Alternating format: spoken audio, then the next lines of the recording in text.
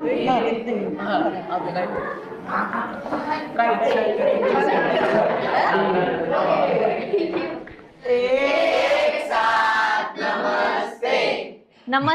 बसा. सर, आज तुमच्या दोघांचा बी तास नाही, मग कसं काय आलाय? वर्ग शिक्षक आहे मी तुमचा, मला इथे यायला कोणाला विचारावं लागेल होय रे? तसं नाही सर, वर्ग तुमचाच आहे की, पण आज जोडीनं आलाय म्हणून म्हणलं. आता ही जोडी तुम्हाला अशीच दिसणार आहे, कायम एकत्र सगळीकडे. कस काय? सांगतो तुला, तर सगळ्यात आधी सांगतो बाबा,